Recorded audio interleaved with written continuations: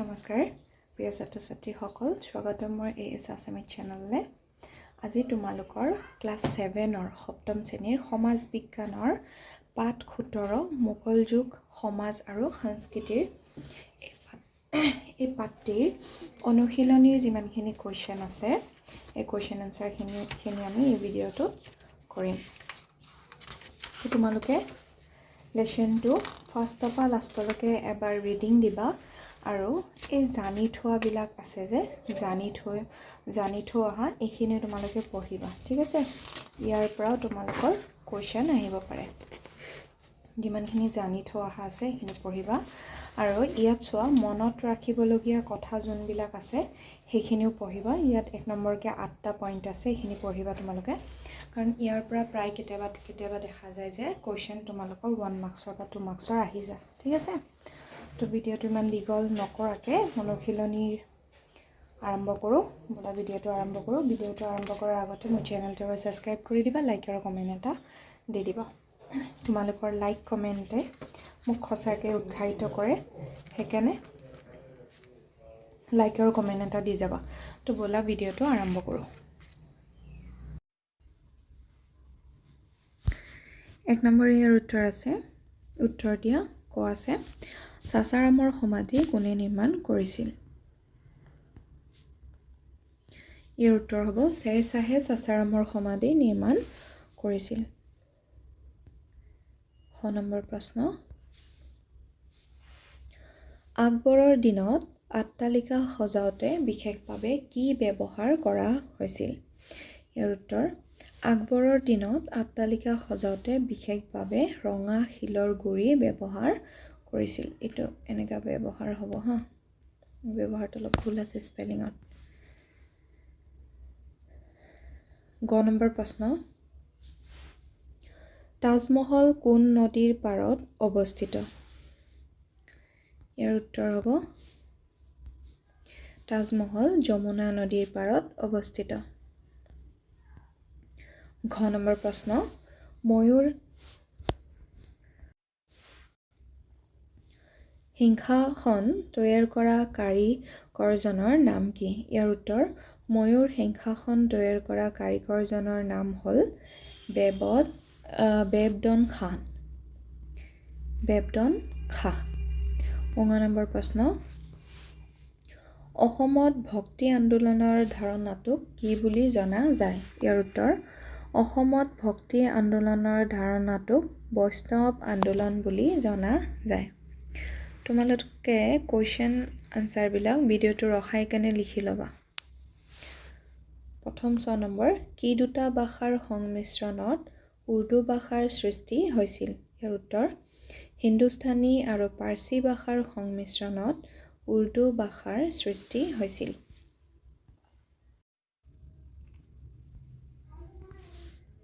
2 number শুদ্ধ উত্তৰ বাছি উলিওৱা ক আছে ফাতেহপুৰ চিক্ৰীৰ অট্টালিকা নিৰ্মাণ কৰিছিল জাহাংগীৰে আকবৰে বাবৰে ইয়াৰ শুদ্ধ উত্তৰ হৈছে আকবৰে উত্তৰ হ'ব আকবৰে খ নম্বৰ তাজমহল নিৰ্মাণ কৰা হৈছিল ৰঙা শিলৰ গুৰিৰে বগা মাৰ্বলেৰে ইটা চিমেণ্টৰে ইয়াৰ শুদ্ধ উত্তৰ হৈছে বগা মাৰ্বলেৰে গ নম্বৰ অসমৰ ভক্তি আন্দোলনৰ গুৰি ধৰোঁতা আছিল ৰমানন্দ গুৰু নানক শংকৰদেৱ ইয়াৰ উত্তৰ হৈছে ৰমানন্দ অসমৰ ভক্তি আন্দোলনৰ গুৰি ধৰোঁতা আছিল ৰমানন্দ পিছৰ গ নম্বৰ প্ৰশ্ন হৈছে মোগল চিত্ৰশিল্পই চৰম উৎকৰ্ষ সাধন কৰিছিল জাহাংগীৰৰ শ্বাহজাহানৰ ঔৰংগজেবৰ শাসনকালত ইয়াৰ উত্তৰ হ'ব জাহাংগীৰৰ শাসনকালত জাহাংগীৰ হ'ব শুদ্ধ উত্তৰ নম্বৰ তুৰ্কী ভাষাৰ তুজুক-ই-বাবৰি নামৰ আত্মজীৱনীখনৰ ৰচক আছিল বাবৰ আকবৰ হুমায়ুন ইয়াৰ শুদ্ধ উত্তৰ হৈছে বাবৰ তুজুক-ই-বাবৰি নামৰ আত্মজীৱনীখনৰ ৰচক আছিল বাবৰে ৰচনা কৰিছিল পিছত 3 নম্বৰ চোৱা খালী ঠাই পূৰ কৰা ক আছে পানীপথৰ কাবুলবাগ আৰু চম্বলৰ দেশ বাবৰে নিৰ্মাণ কৰিছিল? ইয়াৰ উত্তৰ হ'ব জামা মছজিদ। পানীপথৰ কাবুলবাগ আৰু চম্বলৰ জামা মছজিদ বাবৰে নিৰ্মাণ কৰিছিল। পিছৰ খ নম্বৰ প্ৰশ্ন, দেশৰ শাসনকালত মোগল স্থাপত্য শিল্প স্বৰ্ণযুগ বুলি জনা যায়। ইয়াৰ উত্তৰ হ'ব শ্বাহজাহান। শ্বাহজাহানৰ শাসনকালত মোগল স্থাপত্যৰ শিল্পৰ স্বৰ্ণযুগ বুলি জনা যায়। গ নম্বৰ, জাহাংগীৰৰ দিনত দেশ শিল্পৰ চৰম বিকাশ হৈছিল। ইয়াৰ উত্তৰ হ'ব জাহাংগীৰৰ দিনত মোগল চিত্ৰশিল্পৰ চৰম বিকাশ হৈছিল। ঙ নম্বৰ, আকবৰৰ দিনত প্ৰকাশ পোৱা অভিধানখনৰ নাম দেশ। ইয়াৰ উত্তৰ হ'ব পাৰ্চী প্ৰকাশ। আকবৰৰ দিনত প্ৰকাশ। এতিয়া তোমালোকৰ 4 নম্বৰ প্ৰশ্নটো আছে যে 50টা শব্দৰ ভিতৰত লিখা। ইয়াৰ ক নম্বৰ প্ৰশ্ন কৈছে, এজন চিত্ৰকৰ আৰু সমালোচক হিচাপে জাহাংগীৰে ভাৰতীয় চিত্ৰকলাৰ কেনেদৰে পৃষ্ঠপোষকতা কৰিছিল? ইয়াৰ উত্তৰ, জাহাংগীৰে নিজে চিত্ৰকলাৰ অপূৰ্ণ জ্ঞান ৰখা এজন উত্তম চিত্ৰ সমালোচক আছিল। তেওঁৰ শাসনকালত ভাৰতীয় চিত্ৰশিল্পৰ বিশেষ উন্নতি ঘটিছিল। তেওঁ বহুতো দক্ষ চিত্ৰকৰক নিজৰ ৰাজদৰবাৰত স্থান দিয়ে চিত্ৰ আঁকিবলৈ উৎসাহিত কৰিছিল। জাহাংগীৰে বাস্তৱধৰ্মী প্ৰাকৃতিক দৃশ্য, প্ৰাণী, পক্ষী আৰু মানুহৰ চিত্ৰ অংকন বিশেষভাৱে প্ৰোৎসাহন জনাই চিত্ৰশিল্পৰ বিকাশ ঘটাইছিল। ইয়ালৈকে লিখিলে হৈ গ'ল। পিছৰ 4 নম্বৰৰ খ নম্বৰ প্ৰশ্ন আছে, মোগল স্থাপত্য কলা সংস্কৃতিলৈ শ্বাহজাহানৰ অৱদান। মোগলৰ স্থাপত্য কলা সংস্কৃতিলৈ শ্বাহজাহানৰ অৱদান কি কি আছিলে এইখিনি লিখিব দিছে। এইখিনি মই পইণ্টত দিছি, লিখিব পাৰা। 1 নম্বৰ উত্তৰ, শ্বাহজাহানৰ শাসনকাল মোগল স্থাপত্যৰ স্বৰ্ণযুগ বুলি জনা যায়। 2 নম্বৰ, তেওঁৰ আমলে মাৰ্বেল স্থাপত্যৰ ব্যৱহাৰ ব্যাপক বৃদ্ধি পায়। তাজমহল, লালকিল্লা, জামে মছজিদ আদি বৈশিষ্ট্যমণ্ডিত স্থাপত্যৰ নিৰ্মাণ হয়। স্থাপত্যত সৌন্দৰ্য সমিতি আৰু সূক্ষ্ম নক্সা শিল্পৰ উন্নতি ঘটে। আৰু লাষ্টত চিত্ৰশিল্পটো উল্লেখযোগ্য বৃদ্ধি হয় আৰু বহু চিত্ৰশিল্পীক ৰাজদৰবাৰত পৃষ্ঠপোষকতা দিয়া হয়। 5টা পইণ্ট আছে, পইণ্টত লিখিলে হ'ল। পিছৰ গ নম্বৰ প্ৰশ্ন কৈছে 4 নম্বৰৰ গ, আকবৰৰ ধৰ্মনীতিৰ মোগলক কেনেদৰে প্ৰভাৱিত কৰিছিল? আকবৰৰ ধৰ্মনীতিয়ে মোগলক কেনেধৰণৰ প্ৰভাৱিত কৰিছিল? ইয়াৰ উত্তৰ,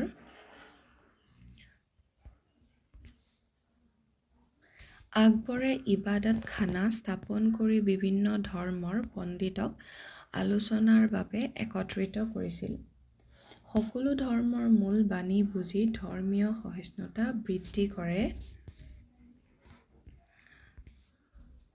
তৌহিদ-ই-ইলাহী নামে নতুন ধৰ্মমত প্ৰৱৰ্তন কৰে। সকলো ধৰ্মক সমভাৱে দেখাৰ নীতি অনুসৰণ কৰে। আৰু লাষ্টৰ পইণ্টটো লিখিব পাৰা, আন ধৰ্মৰ লোকক পূৰ্ণ ধৰ্মীয় স্বাধীনতা দিয়া হয়, যাৰ ফলত সাম্প্ৰদায়িক সম্প্ৰীতি বৃদ্ধি পায়। 5টা পইণ্ট লিখিলে হৈ গ'ল। ভিডিঅ'টো ৰখাই কেনে আনচাৰবিলাক লিখি ল'বা। 4 নম্বৰৰ ঘ প্ৰশ্ন হৈছে, মোগল যুগৰ কেইগৰাকীমান উল্লেখযোগ্য মহিলাৰ নাম লিখা। ইয়াৰ উত্তৰ হ'ব গুলবদন বেগম, এইটো হুমায়ুননামা গ্ৰন্থৰ লেখিকা। নুৰজাহান বেগম, জাহাংগীৰৰ সম্ৰাজ্ঞী, ৰাজনীতি ও সংস্কৃতিত বিশেষ ভূমিকা। পিছত আছে জাহানাৰা বেগম, শ্বাহজাহানৰ জীয়ৰী, সমাজসেৱী আৰু সাহিত্য পোষক। আৰু ৰোচনাৰাই বেগম, শ্বাহজাহানৰ জীয়ৰী, ৰাজনৈতিক প্ৰভাৱ খালি মমতাজ মহল, তাজমহলৰ প্ৰেৰক যোধাবাই আৰু মানমতী। এইটো আৰু দিবা হা ইয়াত। যোধাবাই আৰু মানমতী এইটো হ'ব মোগল ৰাজবংশৰ উল্লেখযোগ্য হিন্দু ৰাণী। এইকেইটা আছিলে তোমাৰ মোগল যুগৰ উল্লেখযোগ্য মহিলা। এই গুলবদন বেগম হুমায়ুননামা গ্ৰন্থৰ লিখিকা, এনেকৈ আহিব পাৰে যে হুমায়ুননামা গ্ৰন্থৰ লিখিকা কোন, তোমালোকে লিখিব পাৰা গুলবদন বেগম। ইয়াৰ এই লিখিকাৰ নামবিলাক, গ্ৰন্থবিলাক ভালকৈ পঢ়িবা। MCQ আহি যাব পাৰে বা ভিতৰৰ কুৱেশ্যন আহি যাব পাৰে। এতিয়া 5 নম্বৰ প্ৰশ্ন, মোগল যুগৰ ভাৰতৰ স্থাপত্যসমূহ চিত্ৰ সংগ্ৰহ কৰি এটি এলবাম প্ৰস্তুত কৰা। মোগল যুগৰ যোনবিলাক স্থাপত্যসমূহ আছিলে, মানে যোনবিলাক তোমাৰ অট্টালিকা, মঠ মন্দিৰ মছজিদ আছিলে আৰু সেইকেইটাৰ চিত্ৰ সংগ্ৰহ কৰি এটা এলবাম প্ৰস্তুত কৰিব দিছে। তো এইখিনি তোমালোকে নিজেও কৰিব পাৰা, কিন্তু মই কেইটামান চিত্ৰ ইয়াত দি দিছোঁ, এইখিনি তোমালোকে চাব পাৰা। উত্তৰ এলবাম মোগলৰ স্থাপত্যসমূহ মোগল যুগত আছিলে, যেনেকৈ তাজমহল আছিলে, হয়নে? তাজমহল শ্বাহজাহানে বনাইছিলে। তাৰপিছত লালকিল্লা, এইটো শ্বাহজাহানে বনাইছিলে। পিছৰ এইটো চাবা, ফাটেহপুৰি চিকৰি আকবৰে বনাইছিলে। ফাটেহপুৰি চিকৰি এইটো আকবৰে বনাইছিলে, এইটো পিকচাৰ। পিছৰ জামে মছজিদ, এইটো জামে মছজিদ শ্বাহজাহানে বনাইছিলে। এইটো জামে মছজিদৰ পিকচাৰ ল'ব পাৰা। পিছত হুমায়ুনৰ সমাধি, এইটো হুমায়ুনৰ সমাধি। আগ্ৰাৰ ফটো, এইটো। পিছত এইকেইটা লিখিলে হয়, আৰু যদি বিচাৰা তোমালোকে কেইটামান দি এলবাম প্ৰস্তুত কৰি ল'ব পাৰা। এতিয়া নেক্সট 6 নম্বৰ প্ৰশ্ন কৈছে, তলত দিয়া ছবিবোৰৰ ওপৰত তোমাৰ নিজৰ বহীত 10টাকৈ বাক্য লিখা। এই যে ছবিবিলাক আছে, প্ৰথম আছে তোমাৰ কি আছে, কামাখ্যা মন্দিৰ, হুমায়ুনৰ সমাধি, কুতুব মিনাৰ আৰু মুদ্ৰা। এই চাৰিটা পিকচাৰ দিয়া আছে। এই ছবিবিলাকৰ ওপৰত নিজৰ মানে তোমালোকক 10টাকৈ বাক্য লিখিব দিছে। কামাখ্যা মন্দিৰৰ বিষয়ে, হুমায়ুনৰ সমাধিৰ বিষয়ে, কুতুব মিনাৰৰ বিষয়ে আৰু মুদ্ৰাৰ বিষয়ে। তো এইখিনিও মই লিখি দিছোঁ তলত। ইয়াৰ উত্তৰবিলাক হৈছে কামাখ্যা মন্দিৰ। ইয়াৰ উত্তৰ কামাখ্যা মন্দিৰ গুৱাহাটীৰ নীলাচল পাহাৰত অৱস্থিত। ই ভাৰতৰ প্ৰাচীন শক্তিপীঠসমূহৰ অন্যতম আৰু দেৱী কামাখ্যাৰ মন্দিৰ হিচাপে খ্যাত। তাৰপিছত হুমায়ুনৰ সমাধিৰ বিষয়ে লিখিব পাৰা। উত্তৰ দিল্লীত অৱস্থিত হুমায়ুনৰ সমাধি মোগল স্থাপত্যকলা অনুসৰি নিৰ্মিত। লাল পাথৰ আৰু মাৰ্বলেৰে গঢ়া এই সমাধিটোক তাজমহলৰ আগমহতীয়া ৰূপ মানা হয়। হুমায়ুনৰ সমাধি হৈ গ'ল। পিছৰ কুতুব মিনাৰৰ বিষয়ে লিখিব পাৰা। উত্তৰ দিল্লীত থকা কুতুব মিনাৰ ভাৰতৰ সৰ্বোচ্চ ইটাৰ মিনাৰ। কুতুবুদ্দিন আইবকে ইয়াৰ নিৰ্মাণ আৰম্ভ কৰিছিল। ভাৰতৰ ইছলামীয় স্থাপত্যৰ উল্লেখযোগ্য নিদৰ্শন। 9 নম্বৰ লাষ্ট হেৰিটো আছে, পিকচাৰটো আছে, মুদ্ৰা চাবা। এই মুদ্ৰাৰ বিষয়ে লিখিব পাৰা যে উত্তৰ ছবিত দেখুওৱা মুদ্ৰাবোৰ প্ৰাচীন সময়ৰ ধাতুৰ মুদ্ৰা। ইহঁতে তৎকালীন ৰাজশক্তি, চৰকাৰ আৰু ব্যৱসায়িক লেনদেনৰ প্ৰমাণ হিচাপে ব্যৱহৃত হৈছিল। আজিৰ ভিডিঅ'টো ইমানেই। যদি ভিডিঅ'টো ভাল লাগিছে মোৰ চেনেলটো ছাবস্ক্ৰাইব কৰি দিবা, লাইক আৰু কমেণ্ট এটা কৰি দিবা। আৰু নেক্সট তোমালোকৰ ক্লাছ 7ৰ ছ'চিয়েল চায়েন্সৰ কোনখন লেচন লাগে কমেণ্ট বক্সত জনাই দিবা এইটো ভিডিঅ'ৰ।